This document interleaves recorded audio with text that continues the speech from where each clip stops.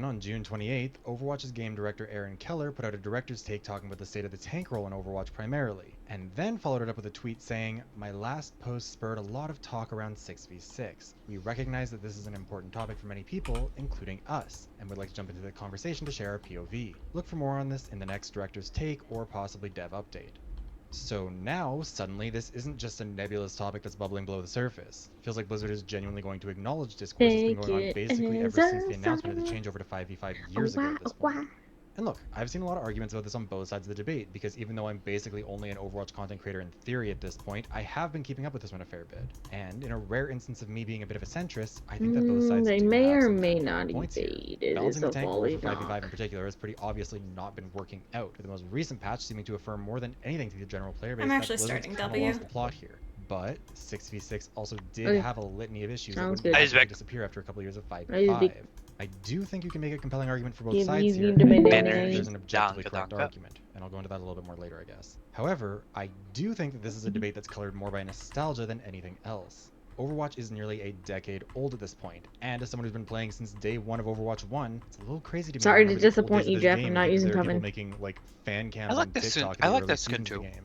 And this isn't unique to Overwatch. It's one of her Every game earlier that reaches skins, a right? certain age Actually, will she have came some out with sort of that a skin, movement didn't she? like this that begs No, devs Koi. to reject modernity Oh, and yeah, embrace yeah. tradition, to shed the changes that have sullied a pure and good game and bring us back to the golden age. The most famous of those probably being the WoW Classic movement. So that's what I want to talk about today. How the debate over 5v5 and 6v6 is being skewed by nostalgia, perceived through rose-colored glasses, and ultimately isn't being helped by content creators who serve to profit off of this whole debate being inflamed as much as possible. And just to really hammer home the nostalgia of it all, and also so I don't have to play this patch, I'm going to be using some old gameplay footage from Overwatch 1 in the background from my old channel so that people can actually see what the game was like back then. And if you played Overwatch back then, I hope you enjoy this trip down memory lane. Anyways, on with the video. Part 1. The nostalgia. It just makes getting those three minions way no matter what easier. context we're talking about, and I think it's impossible to separate that from this debate. It's very easy to romanticize the past and wish that we could return to that, especially because Overwatch's golden age really was in its first couple of years in a lot of ways. The end of that golden age is disputed. Different people will say it fell off at different points, and the community has repeatedly moved the goalpost over the time here. Again, I've been here since day one, and I was a I have content a creator for stronger a level good two couple of backup. years during those so-called golden years. There were people who were convinced a year out from launch that the game had irreparably fallen off by that point, and as time has gone on, they've moved the fallout point to the release dates of different heroes, the beginning of different metas, etc. Moth meta was a big end of the golden age moment for a lot of people that I recall, as was Brigitte's introduction, as was the dominance of goats. More recently, though, it seems like a consensus has begun to form around the beginning of the content drought, a period of time starting after the release of Echo in early 2020 that saw very little in the way of new content because Blizzard was supposedly going full throttle on Overwatch 2. Now, when we're talking about nostalgia, I think it is important to recognize that Overwatch is a pretty old game by this point.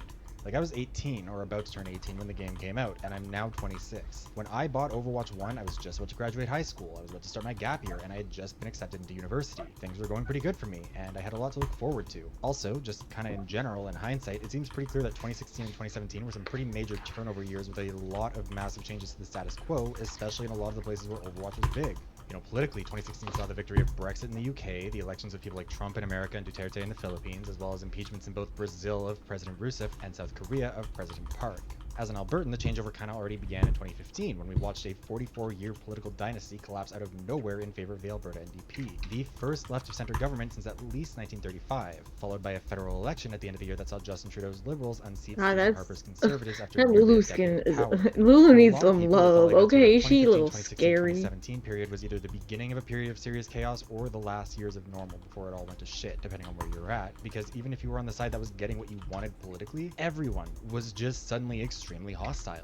Family gatherings Why are they just became letting way me more kinda contentious. hold this People wave were here? losing friends because they realized that they suddenly had pretty severe political differences. And for a lot of people, it was a moment of mass realization that we're not really playing for the same team here. On the flip side, if you were an Overwatch fan, you were being fed like crazy in 2016 in particular. There were all these amazing new cinematics coming out. There was a ton of hype. The game was going mainstream. Like, it was pretty wild. Being there in the early days of Overwatch felt like you got in at day one of a major cultural phenomenon in a lot of ways. It was like being there for the beginning of Beatlemania or seeing the first Star Wars movie in in theaters. And then right after launch, we got the Summer Games, we got Ana, we got the Sombra ARG, followed by the insanely hyped Sombra launch at BlizzCon 2016. Again, I can't really overstate how incredible that was. We got Halloween Terror, we got more cinematics, we got Winter Wonderland. Like, it was really good.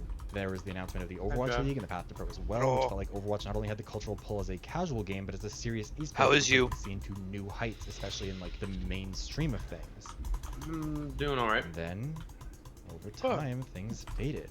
It felt like new heroes just got more and more contentious over time, especially with Brigitte, who upended a lot of the game's meta. New maps were also contentious, particularly when they were for 2CP, with Horizon Lunar Colony and Paris being the most obvious ones. It felt like the good old days of Overwatch were already starting to fall behind it, that its best times were in the past. But obviously, none of this happened in a bubble. I genuinely think a lot of people look back on early Overwatch, especially that first year, as positively as they do because of nostalgia more than anything in a lot of ways, and not just nostalgia for the game itself. Overwatch's target audience then, and still now to some extent, were a lot of young adults, sort of like the 18 to 25 range, and even if you're a few years older or a few years younger, you have almost certainly entered into a more stressful period of life between the day that Overwatch 1 came you're playing WoW? and the present day. If you, like me, were big on Overwatch during that first year, it kind of felt like a big last hurrah before everything went to shit, including Overwatch, it seemed like. However, it's important to remember that this doesn't mean that 6v6 is the answer to the problems we're facing today for a couple key reasons. For one, Overwatch 1 in 2016 is a fundamentally different game than Overwatch 2 in 2024. It's not just 5v5 versus 6v6, which feels like what a lot of the debate gets oversimplified down to these days. The Overwatch roster has doubled since launch, and even while Overwatch 1 was still active, the new heroes had created problems within 6v6 that had to be addressed. As Ana, Sombra, Orisa, Doomfist, Moira, Brigitte, Wrecking Ball, Ashe, Baptiste, Sigma, and Echo were added to the game changed, and a lot of people would argue it was not always for the better, or at least not always in ways that kept it recognizable with what it used to be. I made an old video about like Overwatch is the ship of Theseus in terms of how things have changed, and if it's still the same game, you can check that out at the card up above. But anyways, we had some really bad metas, we had some really broken heroes, and we had some really frustrating maps and modes. Things like hero limits and role queue were introduced to try and mitigate some of the worst of it, but obviously those didn't fix everything either. It's also important to remember that the beginning of the content drought pretty neatly coincides with the beginning of the COVID-19 pandemic. And I don't think that it's a coincidence that people became nostalgic for the pre-pandemic era of Overwatch as time went on, for a lot of the same reasons that they became nostalgic for the first year or so of Overwatch 1 before the pandemic.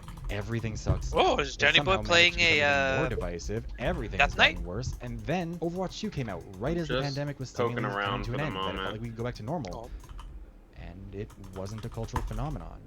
It didn't bring back that spark from 2016. It was just another sequel. It felt like the game didn't work as well as it was supposed to. A lot of promises were broken, again, most notably around PvE, and it turned out that the end of the pandemic didn't mean that everything went back to normal either. People didn't suddenly get along. A lot of bells were rung that can't be unrung.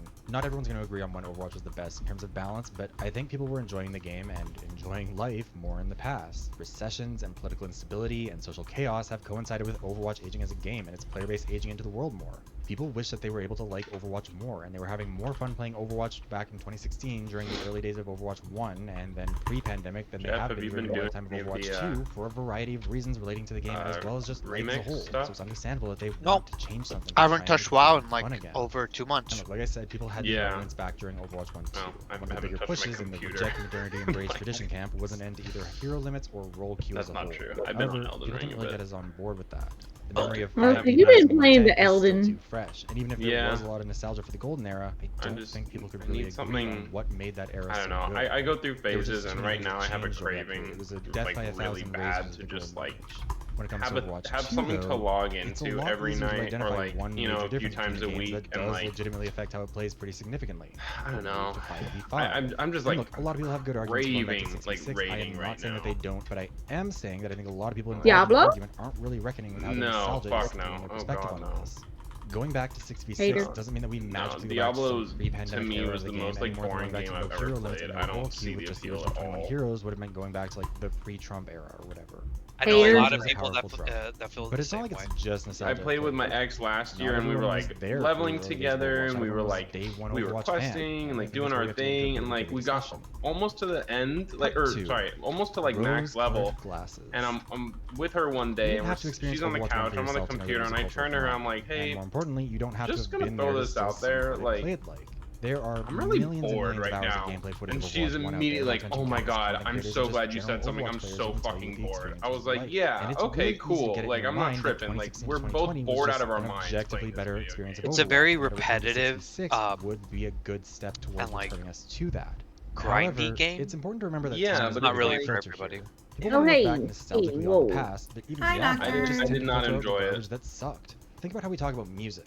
Like, you think of the 60s, you think of the Beatles, but obviously there wasn't just the Beatles. And plenty of the non-Beatles stuff was dog shit, just like plenty of music played today. I mean, don't get me wrong. However, if you WoW's go a grindy game on the radio or a 60s playlist Oh, not on the Spotify, level of an you're getting ARPG, a decade's worth of the best of the best. Because you're all that constantly garbage doing that the makes same every content person over feature and out. over We've and seen it over. happen with At least every WoW native has things music. that change it Like, up. we're even starting to see it happen more and more with the 2010s, a decade that we're, I mean, I was gonna say still barely out of, but like we're kind of a fair ways out. I can't. Why? He just keep fucking bopping me. Just like with Overwatch and 6v6. Something pretty notable for And I don't know what the fucking fucking Zinzao was doing, but he wasn't doing it. Train Records video about Katy Perry's Witness, 2017 was a pretty He was not serious winning turn for anywhere. From the bubblegum pop of Katy Perry to the slow burn minor What key time artists do that I get emerged my like fucking Halsey or boots? 21 Pilots. 12 It minutes? was a changeover that I'd argue, and I think a lot of people would argue, probably really began with Lorde in 2013, but 2017 was when the big change happened there too. And so there's nostalgia for the 2016 music for a lot of the same reasons that there's nostalgia for early Overwatch. More to the point though, is that a lot of 2010's music was terrible. Most of you watching this probably lived through it, you know that. And even if you liked a lot of it, like I did, see how many points that that Akali had? And yet, you could easily put Her together name's a playlist Truth of Akali. banger after banger from the decade, both pre and post 2017. I need to recall so fucking bad, but every time I tried. Artists like Katy Perry, Adele, Lorde, Kesha, Taylor Swift, and Rihanna came out during the 2010s. Hell, if you like pop music, you could pretty much just put every #1 Billboard single from the decade on a playlist, and aside from some obvious exceptions like Harlem Shake or All About That Bass, have a pretty solid playlist. Obviously, only going for #1s filters out a ton of terrible music, and not even all of it. Again, All About That Bass would still make that playlist, I had no but it would filter cooldowns. A lot of it. Looking back on an entire decade, I had zero average fucking makes cooldowns. it a lot easier to only ever have to acknowledge the hits. Only looking at the #1 means that you're not looking at the other 99 tracks on the top 100, much less the thousands of songs that never even made it onto the charts. And this is true of every decade in music. There is no perfect run of amazing music through any decade. It's just that once the decade is over and you can put a stopper on it, you can nice. and end up with a really solid track list. The same thing happens with Overwatch. If you were there back then, nostalgia does a lot to clean up your memory. But even if you weren't there, if you ever try and look back on what happened, you're gonna end up finding footage of the best moments. Like, you're finding the equivalent of the #1 singles. No one's preserving their millionth infuriating stalled to Go back. Horizon. I'm trying. Nobody's going back to watch that shit either. You're also not not likely to go back and watch the discourse Oh videos god. Either, because they're just outdated. Who gives I a just shit if straight Overwatch put out bought a Songs of Support a video in collector. 2018 or whenever the hell that was. Why would you go watch that now? Sombra has been reworked a half dozen times since then anyways, so the argument wouldn't even make much sense to you anymore. Like, what would you do with that information? And so, you kind of just paper over how much discourse there was.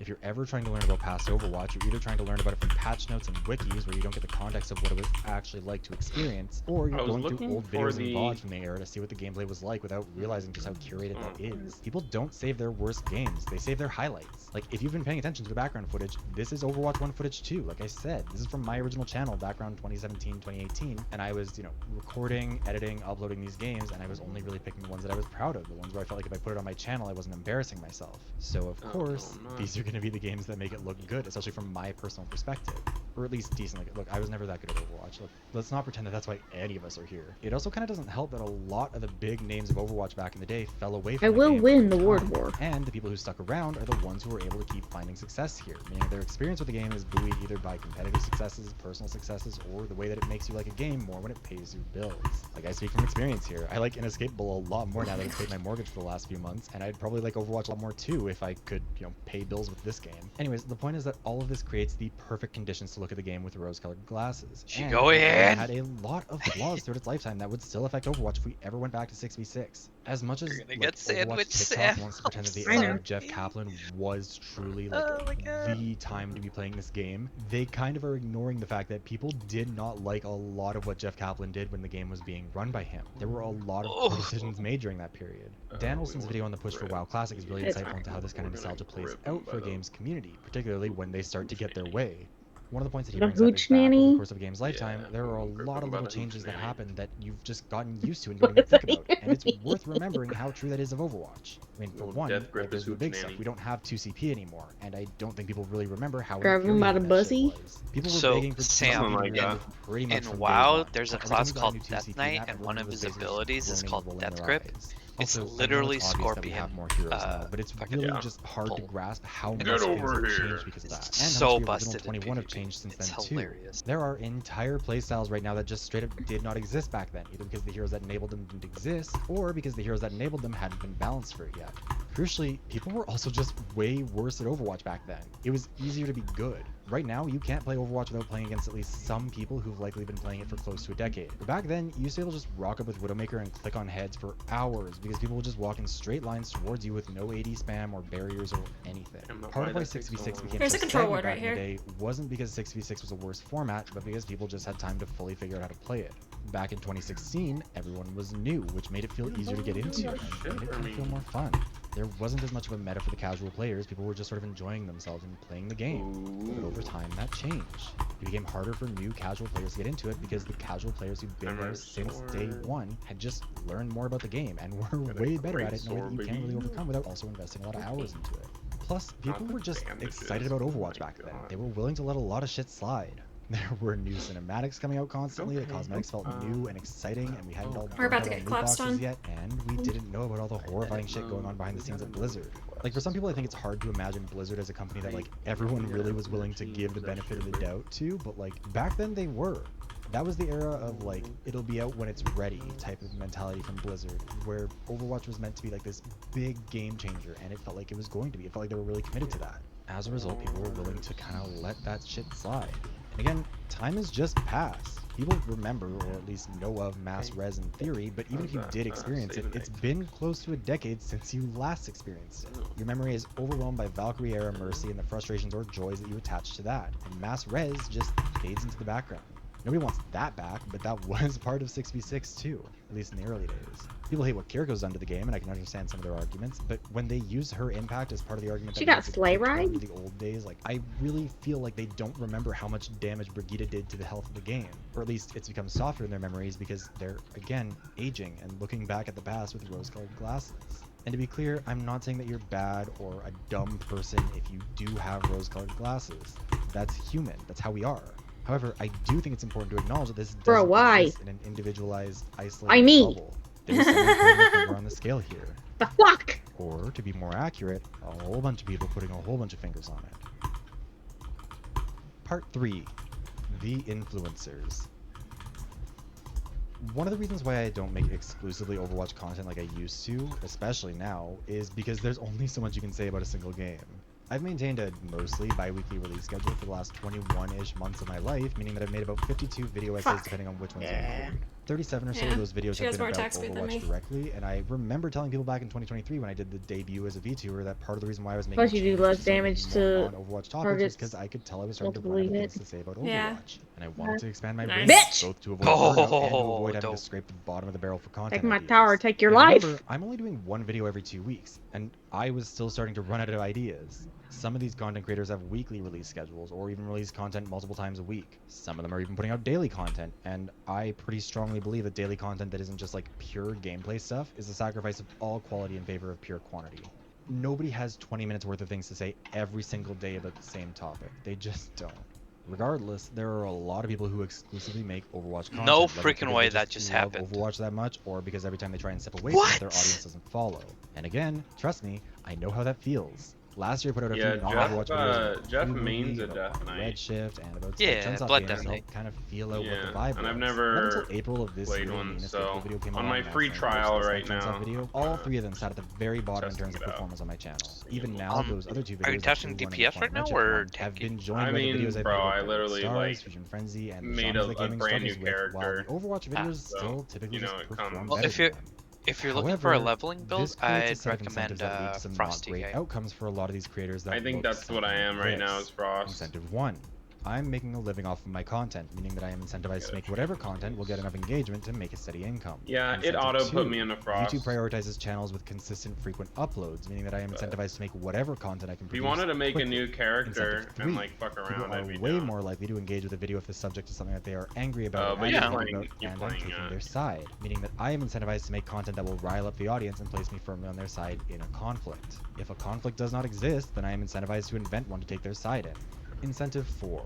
YouTube I mean, prioritizes doesn't the metrics like watch expansion time come and out click-through in rate like terms of whether or not it'll here in recommend 2 your weeks? stuff to other viewers. Yeah. That I'm incentivized to create content with clickbaitable titles and thumbnails that are as long as possible to maximize my CTR and my watch time. Fortunately, I won't be home. I'm incentivized to make videos that are at least 10 minutes long so I can place Where are you mid-roll going? ads. And the longer it is, the more I can place. I'm going to Canada Inherently negative incentives. because I have to give a lecture because of the nature of in it, but University of British they do have a lot Columbia. of negative consequences. Then I'm going to go visit When my content becomes a aunt and livelihood, you uncle, don't get the luxury of and only my making cousins. what you want to make. And then after that, I'm Kinda going gotta do to the New platform York wants to from you visit and what your my audience other wants from aunt you. and uncle. When you're rewarded for uploading a lot of content frequently and consistently, then sometimes you get sloppy and just say whatever even if you haven't really thought about it much. When you're rewarded for clickbait, rage bait, and farming conflict, then you're never incentivized to take a level-headed approach. I honestly did like more so that you can keep making videos on the subject that they'll keep. My family knows I fucking love seafood, right? And my uncle apparently works on a fishing boat, and he gets like this like the most freshest like seafood you can ever get. At least 10 minutes, but and he's like, "Don't worry, Jeff, I'm gonna surprise you when you get here." You know, long I'm enough like, for someone to watch it while they're eating a meal, or to listen to it in the car like it's a podcast, or to put it on while they're doing their mornings. Last time I was there, he actually got like fresh gooey duck. And I had like you'd make even longer gooey duck content, sashimi. like, I don't know, 100 to 170 minutes, give or take. Bruh, I've never had gooey duck, but it looks gooey like duck is so good. It looks like a penis. It gives you a lot of room for mid-rolls, very but it also delicate. just logistically isn't feasible. You not know what gooey duck is? Uploads, or even just more than like. It's a clam, and it looks like a dick. Over time, we all run out of valuable things. You know, Sam says it that way, but one that just like I have to agree with it. It really does. It looks like a dick. 2,000 word. Oh my Fun God. fact: Like, the gooey duck that you eat is formed in the Victoria Bay. Recording, editing, uploading, none of that. We were just talking about. Imagine if you had to sit down at your computer. Like even in China and shit. 2,000 words worth of things worth saying. Or hell, let's be charitable and say it's just once a week you have to do that. Do you think you'd be able to keep coming up with things worth actually saying for very long? I'm sending you a picture of a gooey duck. Of course not. You also probably wouldn't have the energy for like deep dives into particularly interesting topics, and you certainly would often fall back on easier stuff just because you need to meet a deadline, especially if you have sponsors. I'll have to you look want in a minute. Simple, straightforward, and clear. Something like 6v6 versus So 5v5. Jeff, that sounds like you're gonna be gone for like a long time. For good clickbait. I want to say a little over 2.5 weeks. In terms of its popularity and public perception at a bare minimum, Big content is an obvious answer. Get mad at I just want to get away from it all. Better in the past, gloss over the flaws of the past that might get in the way of your argument, ramble for 45 minutes unscripted before sending it to your editor to turn into 3 videos across 2 of your channels plus 8 or so YouTube TikToks. Look at me, I'm doing things. Cash out at the end of the month. Now, to state the obvious, individuals would obviously still experience nostalgia and experience rose-colored glasses for Overwatch even without the influencers. I don't think there's any way to reasonably dispute that, and I'm not trying to. And again, I also don't think that means that the argument for or against 6v6 or 5v5 is inherently fair. Ouch! Fucking hell, Volibear. They both part of the debate, and I think influencers have pretty massively from exacerbating the debate. And crucially, this brings me to another incentive that I didn't really mention before. Incentive 5. People will watch you fight the battle for as long as the battle continues. What's happening? Meaning that you are incentivized to do everything you can to keep the fight going without it ever being resolved. Especially because if you're arguing for change, you risk it going poorly if you ever actually win.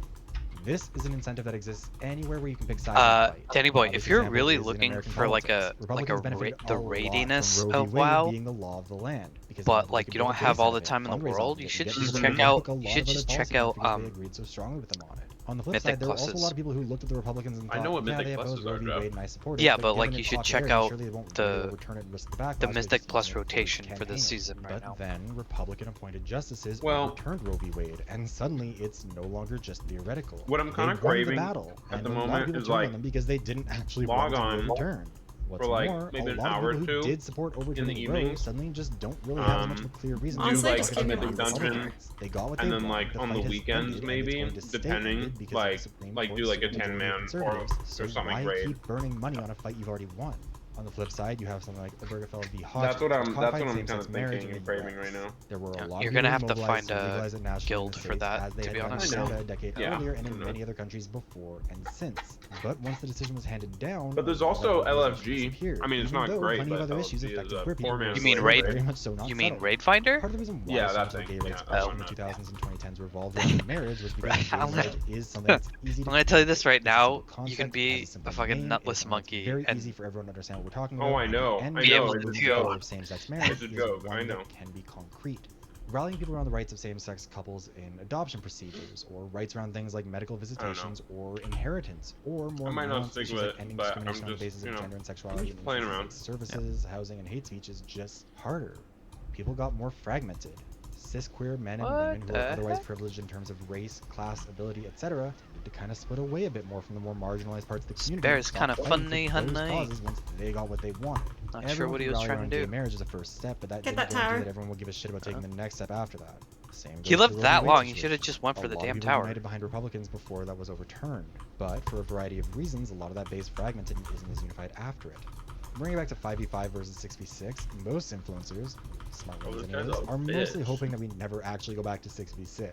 I mean, they'll argue in favor of it because it rallies an audience and it gets them paid, and it's an easy topic to always tie back into pretty much anything else you want to talk about. I taunted him. Don't ever want to win.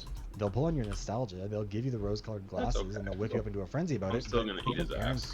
Oh my god, his little thing stuck in an animation. This might be the end of the run. If Overwatch ever goes back to 6v6, the best case scenario for those creators who have built so much of an identity, an audience, and a viewer base around that is that everyone loves the change. They think that they were smart and correct, but they no longer have any 6v6 versus 5v5 content to publish without having to flip-flop and pick the other side and alienate I'm gonna unlock the worst case scenario is that Blizzard changes it back to 6v6, it goes abysmally, everyone clowns on the influencers for being dumb and wrong about it, and it eventually just goes back to 5v5 anyway. I would also, the ideal strategy for the influencers then is to never give you suggest SOD, because the raids in SOD are just so fast and like simple. Season of Discovery for Classic. Their content about it. Like literally you just go in like an hour and a half and you get it. The problem more talk we kill is that not everyone understands the game they're trying to play. Soon my dog will walk, but we do it my way. Real arguments here. And now that Blizzard's getting a little bit desperate, again, there's layoffs, there's all this shit going on, their PR is not doing too hot, they might be willing to listen to some of those real arguments and just pray that 6v6 works out for them. Once again, to be clear, I would like Overwatch to be good. If you really want my opinion on the debate, I think 6v6 was fatally flawed for a lot of reasons that we need to fix up here and then go back to it, and I don't have faith that Blizzard is capable of doing that, particularly in the current era. I don't like this Pandaria remix stuff. However, 5v5 is also clearly fatally flawed, most notably when it comes to rehashed the game. At this point, I don't personally think that either is inherently better. I haven't heard an argument that sways me really in either direction, but I do think that it's better not to abandon the devil we know for the devil we don't. Maybe one day I'll make a video fully expressing my perspective on the actual debate of 5v5 versus 6v6. And like I said, I've got bills to pay too. Everyone else would be really nice if your team will actually help. The important thing here is to recognize how much of this debate is being driven by factors that don't actually I mean, he's keeping them off. Nostalgia isn't a sign that you're dumb, but it is not helpful when the debate is about a rule change for a game. We should be looking at the discussion with Baron's lair. going like, oh my god, that's so true, influencer. Overwatch really was better back I just used my ult because I just wanted that thing dead. At the influencers who have so many incentives to derail and muddy the debate. Whichever side wins here, it will not be a unanimous victory. Team has gone bot, so I'm going top. Whether or not the right side won. And it's important to not let influencers whip you up into such a frenzy that you become incapable of enjoying the game unless the influencers win an argument that they have every incentive to drag out forever and never actually finish either way. 3 of them? Or 2 of them? Uh oh, someone's gonna die. I got Rana. Bear. And that's where I'm going to end this one. Thank you for watching. I hope you enjoyed. Be sure to like, comment, subscribe, all that other stuff the algorithm likes. If you haven't already, you should check out the video I did about Overwatch's original sin and comparing it to games like Marvel Rivals and Supervive from a couple weeks ago. Or you can check out the most recent video I put out about how the death game visual novel Year 25 makes choices. Both of those will be on the end screen in a second.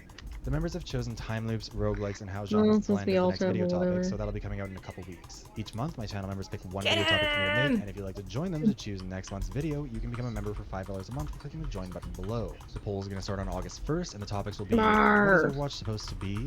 You stagnating and competitive isn't Blizzard's fault? Why listen to the players doesn't work? Hero bans aren't the solution? And a defensive V3. Last thing before we go, thank you to all my channel members. MiniQ, Olest, Cage the Orc, Fish Toast, Alex Stone, Nemo the Survivor, Dextiny, Yoshi of the Wire, Catlover 192, Sourdough, Illuma Riley, Cadence, Windex the Great, V, Deleathers, Gavoss, Marsh Alice, Crimson Cyclo, Good Guy Luis, Jules Coolness, Cactian Kushler, Aikri, Hallucigeno, MV, The Only Enigma, Hazmat Batic Games, Mariah, and Amon Dadley. Whether you're a channel member, a subscriber, or you just clicked on this video out of curiosity, thank you very much for watching, and we hope we'll see you around again soon.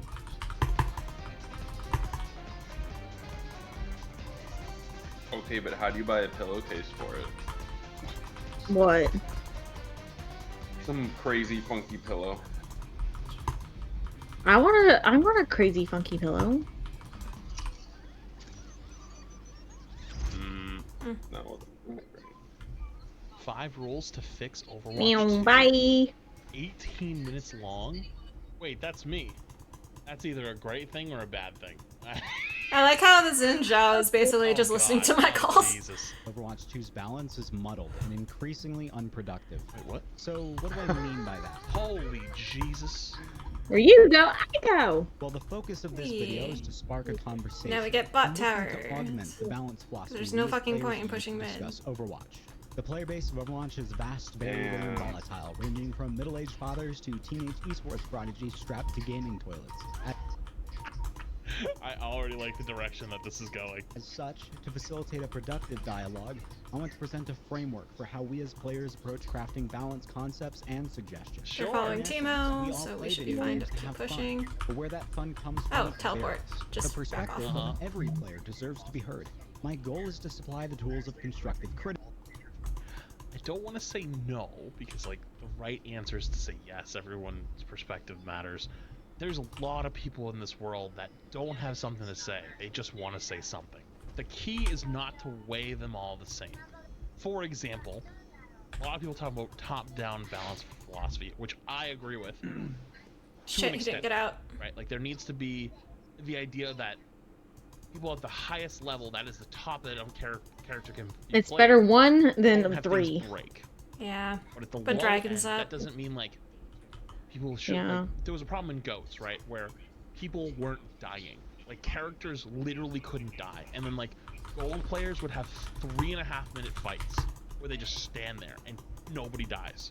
That's bad. Like you can't be ruining the experience for people that are not good at the game. Like even the bronze players deserve balance for them, right? Like you can't have characters that are so OP or so like easy/hard to play that they literally don't work in certain ranks, right? Like you can't have one character that just dominates the whole rank, right?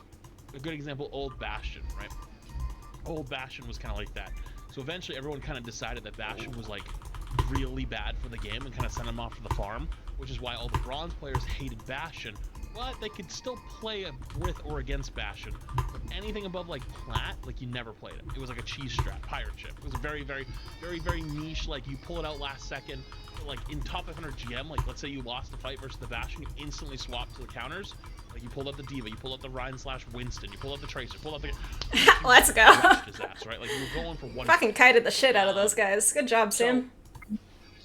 I like. I kept you alive. That's my job. You did. You did so good. Yeah. Criticism.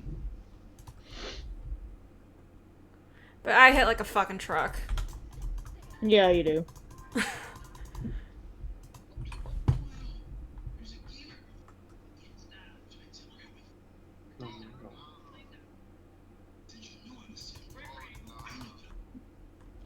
Well, if you're complaining about no follow-up, mood.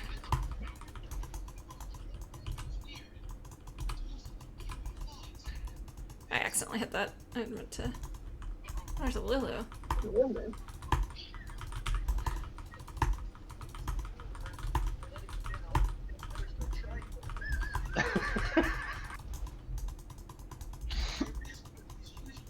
Are you gonna look at that dude joke I sent you? Hey.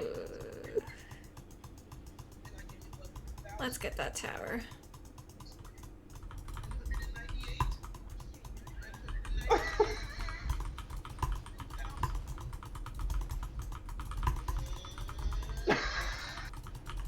What are you watching? If you had TikTok, you'd know. I'm not getting a TikTok. I didn't tell you to. You asked a question, I gave you an answer. Oh my god. Oh my god, I'm fucking dead. I have enough brain rot. I don't need TikTok. That's true. Oh, I know. I've been going down a brain rot hole lately. It's not good.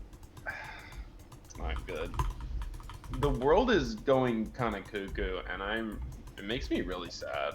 You hear about the Trump assassination thingy? Did I hear about it? Jeff,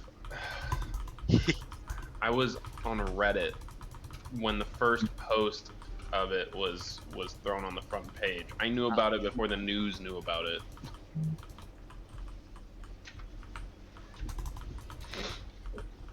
Oh, yeah, bro. If I have to watch one more fucking TikTok, like whatnot streamer doing rip and ship cards, I'm gonna fucking blow my brains out. Rip and ship? Oh god, I want to die. Everyone's trying to become a fucking gajillionaire by like having people buy packs on their stream, and then they open the packs on their stream and get all the views. It's like, imagine paying for a product, somebody opens your product, and then they mail it to you after they get all the fucking views and like clout from it. Are you talking about like TCGs? Yeah, TCGs. Yeah. And it's just ridiculous. Like, and I was watching one earlier, unfortunately, for like a few minutes, and it's the same thing as Twitch. If you're not like being active, it's like kind of like a dead channel, right? And people will drop. And so what that causes is people to just fill the air with noise. And so it's ridiculous. Like, they're reading every comment, they're repeating themselves, they're like saying all these cringe phrases over and over and over, because it's like you can't have like more than 2 seconds of silence because people will just like leave the stream. And it's just, none of it is good. None of it is good. And I sit here and I'm like, who fucking participates in these things? Like this girl was so cringe. It was just, ugh, made my skin crawl. I'm like, and I felt old. I'm like, is this what young people do? Because like, this is cringe as hell. Like, holy fuck. PewDiePie.